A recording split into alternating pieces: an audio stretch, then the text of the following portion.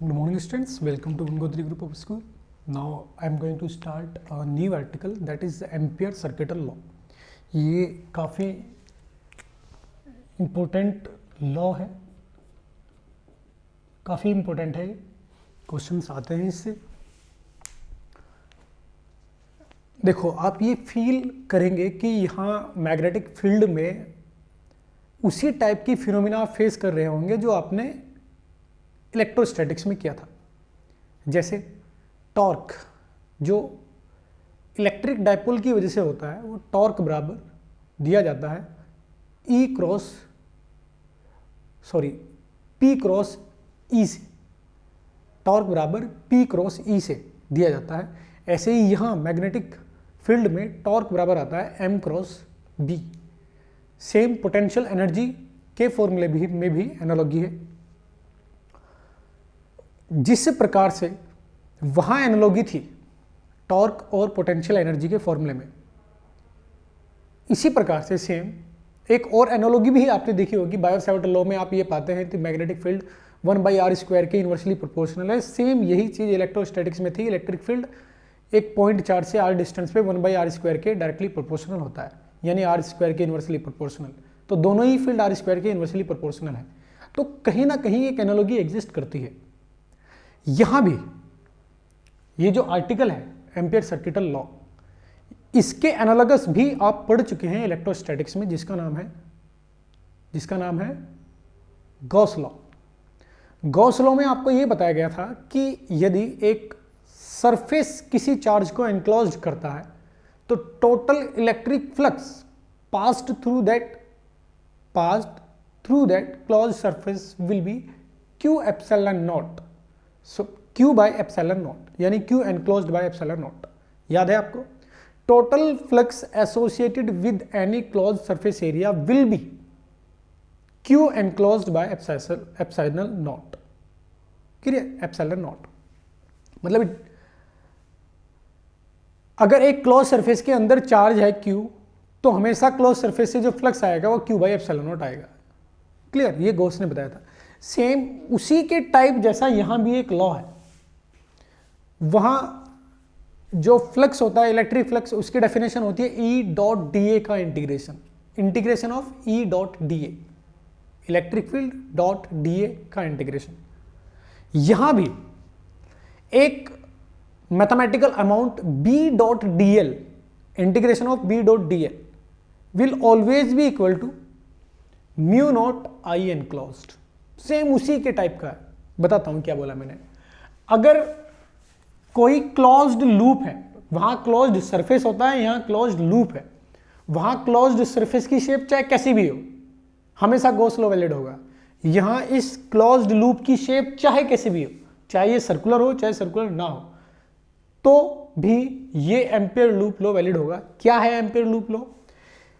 यदि कोई भी closed loop, whether it is random और सर्कुलर, यदि कोई भी क्लोज्ड लूप किसी करंट को एनक्लोज करता है, जैसे यहां बहुत सारी करंट है जिनको ये क्लोज्ड लूप एनक्लोज कर रहा है, इसके अंदर है वो करंट, तो क्लोज्ड लूप पर इंटीग्रेशन B.dl की वैल्यू हमेशा μ0 I एनक्लोज्ड आती है। This is ampere circuital law. लिखने जा रहा हूं क्या होता है। देखो, the value of integration B.dl on any closed loop around any current will always be μ0 times of enclosed current by the loop। इस लूप पर integration B.dl, dot product of magnetic field and elemental length on the loop, integration of dot product of magnetic field and elemental length will always be equal to μ0 times I enclosed। This is ampere circuital law. अब इसमें भी एक बात याद रखना कि ये I enclosed जब हम लिखेंगे तो इस लूप के अंदर करंट ऐसा भी हो सकता है कि सिर्फ I1 हो, और ऐसा भी हो सकता है कि बहुत सारी करंट हो। जैसे यहाँ I1, I2, I3, I4 है, तो मैं ऊपर की डायरेक्शन को पॉजिटिव लूं या नीचे की डायरेक्शन को पॉजिटिव लूं? समझे? कौन सी करंट को पॉजिटिव लेना है, कौन सी करंट को निगेटिव लेना है, इस बात को ध्यान से सुनेंगे आप। अगर आपको ये बोला गया है कि आप ये इंटीग्रेशन B डॉट DL का जो इंटीग्रेशन है, ये इंटीग्रेशन आप एंटी क्लॉकवाइज डायरेक्शन में कर रहे हो, एंटी क्लॉकवाइज डायरेक्शन में कर रहे हो, जैसे ये एंटी क्लॉकवाइज डायरेक्शन है अगर ऊपर से देखते हो, ये जो मैंने दर्शा रखी है, तो इसमें अगर आप फिंगर को कर्ल करोगे एंटी क्लॉकवाइज सेंस में, तो ऊपर की ओर जो डायरेक्शन है उसको पॉजिटिव लिखोगे, यानी I1 positive, I2 positive, I5 positive. तो जो I एनक्लोज्ड आएगा एंटी क्लॉकवाइज के लिए, जो I एनक्लोज्ड आएगा वो I एनक्लोज्ड इस प्रकार से लिखोगे। इसमें लोग गलती करते हैं, इसलिए मैं इसको बता रहा हूं आपको, ध्यान से सुनना। एंटी क्लॉकवाइज डायरेक्शन में यानी ऐसे, ऊपर की ओर जो डायरेक्शन है ये I1 positive, I2 positive, I3 negative, I4 negative, I5 positive, ऐसे लिखोगे आप। और clockwise direction, clockwise direction B dot DL, इसमें क्या लिखोगे? Mu naught. अगर ये इंटीग्रेशन आप anti clockwise direction, sorry clockwise direction, मतलब ये एरो ऐसे ना लगा के आप क्लॉकवाइज डायरेक्शन ये वैल्यू कैलकुलेट करते, समझे ना, क्लॉकवाइज डायरेक्शन में, तो नीचे की वैल्यू क्या हो जाती है? पॉजिटिव, नीचे वाली direction I4 plus I3 minus I1 minus I2 minus I5, फिर ये आंसर आता। तो ये इंटीग्रेशन आप कैसे कर रहे हो? क्लॉकवाइज या एंटी क्लॉकवाइज, जिस भी सेंस में आप करोगे उस सेंस में फिंगर को कर्ल करोगे, थंब की डायरेक्शन को पॉजिटिव लोगे, थंब की डायरेक्शन में जो करंट है उसको पॉजिटिव लोगे, उसके अपोजिट निगेटिव लोगे। तो ये सेम उसी टाइप का लॉ है जो गॉस लॉ था, उसी के एनालॉगस ये चीज है। वहां Q बाई एप्सिलॉन नॉट आता था, यहाँ mu naught into I enclosed आएगा। क्लियर? इसके बहुत सारे एप्लीकेशन है, इस आर्टिकल के बहुत जगह ये यूज किया जाता है। तो अब मैं इसके एप्लीकेशन पे बात करता हूं। क्लियर? फर्स्ट एप्लीकेशन इसका जो रहेगा, अब मैं लिखने जा रहा हूं यहां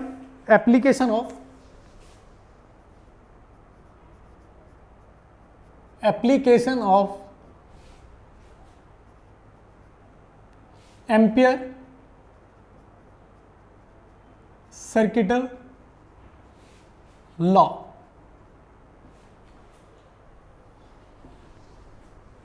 तो फर्स्ट इसका एप्लीकेशन जो रहेगा उसके लिए मैं हटा देता हूं यहां से।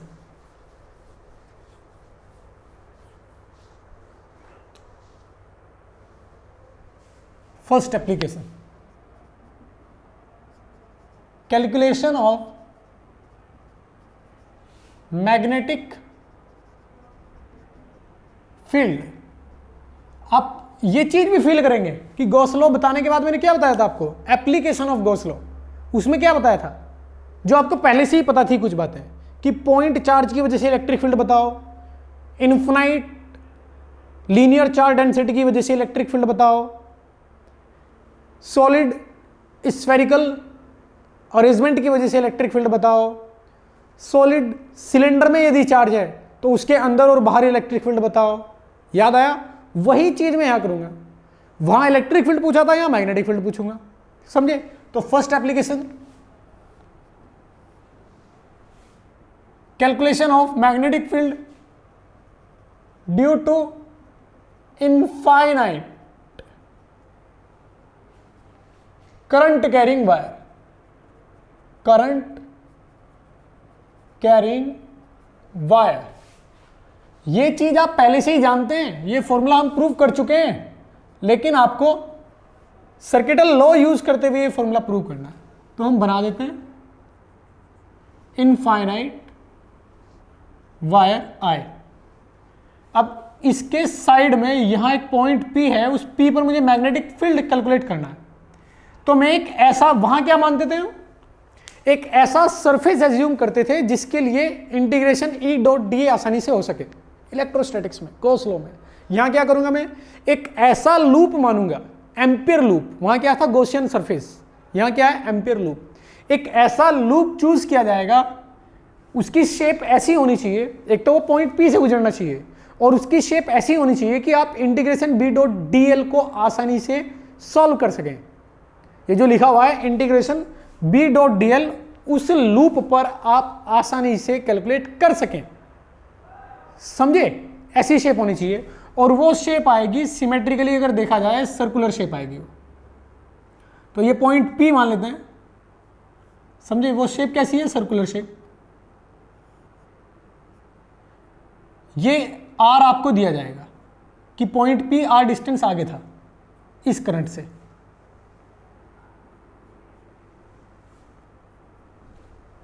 अब ये एम्पियर लूप आपने मान लिया, एम्पियर लूप ये आपने माना। अब इस एम्पियर लूप पर आप integration B dot DL calculate करेंगे by ampere circuital law. Ampere circuital law वो क्या है? B dot DL mu naught I enclosed, और I एनक्लोज्ड इस लूप के लिए कितना है? I। अब आप बताइए कि ये जो इंटीग्रेशन है ये क्लॉकवाइज करना चाहते हैं, एंटी क्लॉकवाइज करना चाहते हैं आप?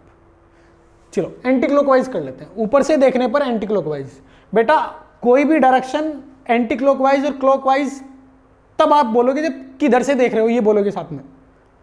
एंटी क्लॉकवाइज आपके लिए मेरे लिए क्लॉकवाइज हो सकती है, समझ में आई बात? तो जब आप कभी कहें कि ये एंटी क्लॉकवाइज है या क्लॉकवाइज है, तो आप कहां से देख रहे हैं ये स्पेसिफाई करो।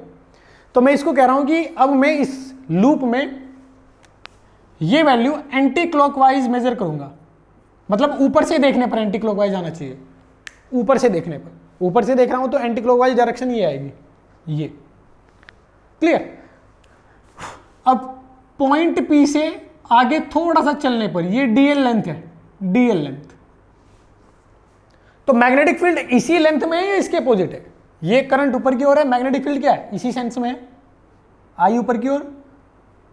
तो फिंगर कैसे कर्ल करोगे आप? ऐसे, यानी इस करंट के चारों ओर मैग्नेटिक फील्ड इसी सेंस में है, यानी DL अगर आप P से थोड़ा सा आगे चलते हो एंटी क्लॉकवाइज सेंस में, P से यहां चले आप, और ये लेंथ कितना है? DL, ये लेंथ DL है, तो इस ही डायरेक्शन में मैग्नेटिक फील्ड है, यानी दोनों डायरेक्शन सेम है।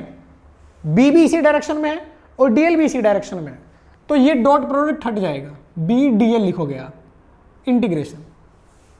क्लियर? यहां आ जाएगा म्यू नॉट I। अब क्योंकि ये लूप इस वायर से हमेशा कांस्टेंट डिस्टेंस पर है, तो मैग्नेटिक फील्ड की इंटेंसिटी सेम रहेगी हर एक छोटे छोटे एलिमेंट पर।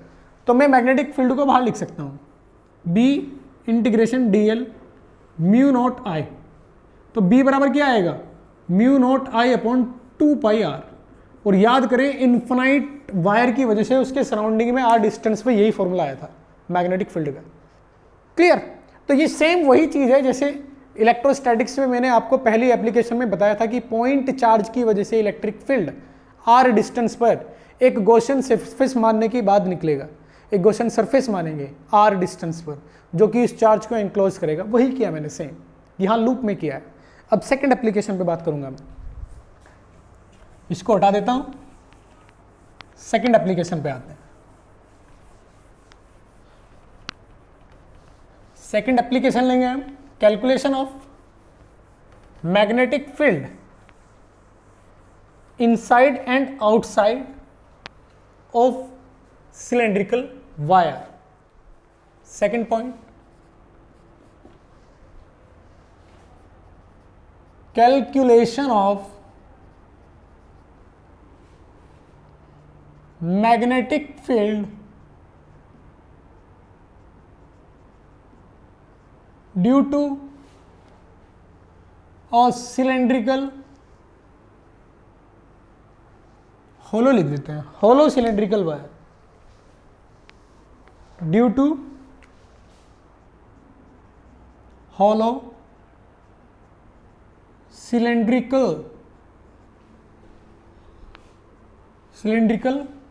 वायर।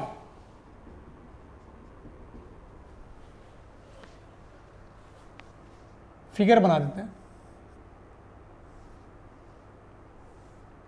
ये एक सिलेंड्रिकल शेल है, सिलेंड्रिकल शेल, तो इसमें जो करंट है वो सिर्फ इसकी स्किन में ऊपर की ओर फ्लो कर रहा है, सिर्फ इसकी स्किन में, इसके अंदर मटेरियल नहीं है, सिर्फ इसकी स्किन में मटेरियल है, कंडक्टिंग मटेरियल जो है, अंदर तो इसमें स्पेस है, हॉलो स्पेस। तो ऐसे करंट इसमें फ्लो कर रहा है, ऊपर की ओर फ्लो कर रहा है स्किन में होते हुए।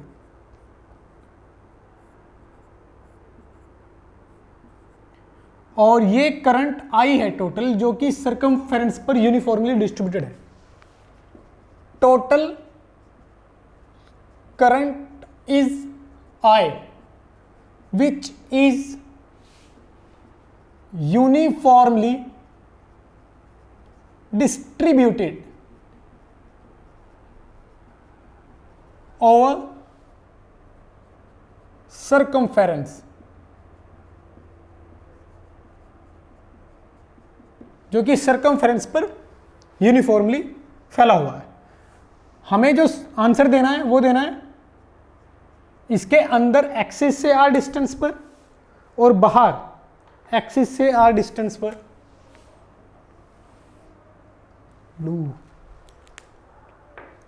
अंदर एक पॉइंट है, ये एक्सिस से एक्स डिस्टेंस पर पॉइंट है पी, और एक्सिस से बाहर एक पॉइंट है क्यू वाई डिस्टेंस पर।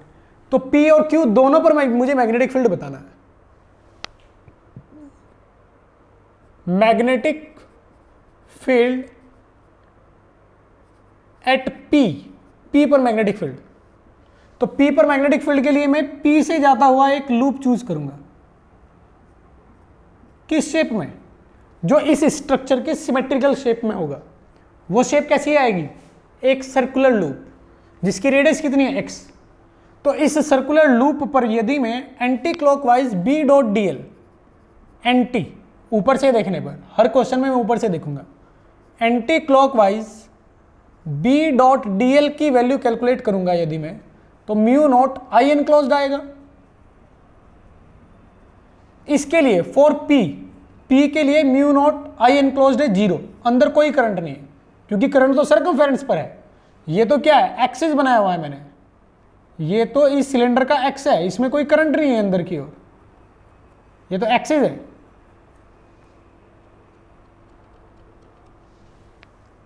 समझे? तो बी डॉट डी एल। अब यदि मैं इस लूप को बोल रहा हूं कि ये सिमेट्रिकल है, तो बी की वैल्यू जो भी आएगी कांस्टेंट रहेगी, क्योंकि ये लूप का हर एक पॉइंट इस अरेंजमेंट में एग्जिस्टिंग करंट से सेम डिस्टेंस पर है। समझे ना? सिमेट्रिकल ही है हर एक पॉइंट। सिलेंड्रिकल शेल के अंदर एक एक्सिस जिसका सेंटर एक्सिस पे है, इस लूप का सेंटर किस पे है? सिलेंडर के एक्सिस पे है। तो इस लूप का हर एक पॉइंट सिलेंडर के सर्कमफेरेंस से सेम डिस्टेंस पर होगा, इसलिए मैग्नेटिक फील्ड जो भी आएगा वो कांस्टेंट आएगा। तो इंटीग्रेशन डीएल पे लगेगा। समझे? ये डॉट में हटा सकता हूं क्योंकि अगर मैग्नेटिक फील्ड होगा तो उसी सेंस में होगा। क्लियर? या तो 0 डिग्री पे या पाई डिग्री पे। तो अगर 0 पे हुआ तो यहां क्या आएगा? डॉट प्रोडक्ट हटा देंगे। पाई पे आएगा तो -1 आएगा, इधर 0 लिखा हुआ है, तो कोई भी फर्क नहीं पड़ेगा, b बराबर 0 आएगा। इसका मतलब ये है डीएल इंटीग्रेशन जो भी आएगा वो किस में चला जाएगा? 0 में, क्योंकि ये तो 0 लिखा हुआ है। तो b इनसाइड क्या आएगा? 0। जिस प्रकार से एक शेल के अंदर सरफेस पर यदि चार्ज होता है, स्फेरिकल शेल के अंदर इलेक्ट्रिक फील्ड 0 था क्योंकि अंदर कोई चार्ज नहीं था। सिलेंड्रिकल शेल के अंदर इलेक्ट्रिक फील्ड 0 था अगर अंदर कोई चार्ज नहीं है। तो उसी तरीके से यहां मैग्नेटिक फील्ड भी 0 आ रहा है क्योंकि अंदर कोई करंट नहीं है। समझे? अब यदि आप magnetic field at point Q, for magnetic field at point Q बात करते हैं, पॉइंट Q पर बात करते हैं ये, तो यहां भी आप एक लूप चूज करेंगे। कैसे?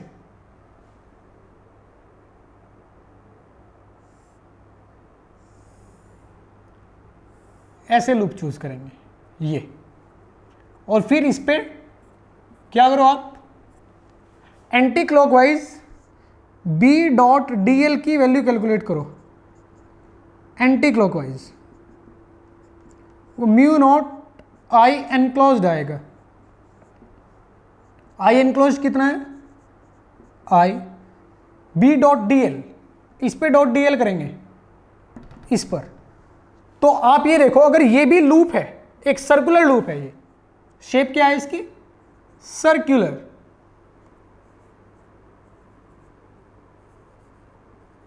सर्कुलर शेप है इसकी, तो इस लूप का भी हर एक पॉइंट एग्जिस्टिंग करंट से सिमेट्रिकली डिस्ट्रीब्यूटेड होगा, सेम डिस्टेंस पर आएगा। का मतलब मैग्नेटिक फील्ड जो भी आएगा कांस्टेंट आएगा, तो इस मैग्नेटिक फील्ड को मैं बाहर निकाल सकता हूं। इस लूप के अंदर टोटल करंट आई है, ये सर्कमफेरेंस पर जो करंट फ्लो कर रहा है वो टोटल करंट आई है, यानी लूप के अंदर एनक्लोज्ड करंट आई है। इंटीग्रेशन डीएल पे लगेगा, आ जाएगा 2 पाई वाई। ये जो लूप है इसकी रेडियस y है, तो इसकी सर्कमफेरेंस टोटल 2 पाई वाई आएगी, और यहां से मैग्नेटिक फील्ड आप लिख सकते हो म्यू नॉट आई अपॉन 2 पाई वाई। एक्सक्यूज मी,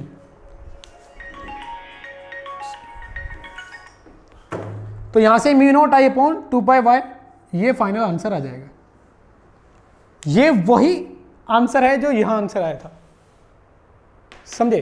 का मतलब यदि आप एक सिलेंड्रिकल सेल के बाहर हो और मैग्नेटिक फील्ड कैलकुलेट करना चाहते हो, तो आप उस सिलेंड्रिकल सेल के बारे में ये सोचोगे ही नहीं कि वो होलो है, समझे? आप ये सोचोगे कि ये एक वायर है जिसमें करंट आई है अगर आप बाहर हो, क्योंकि आपको अंदर वाली करंट नहीं दिखाई देगी, आपको क्या दिखाई देगा कि इसमें टोटल करंट आई है।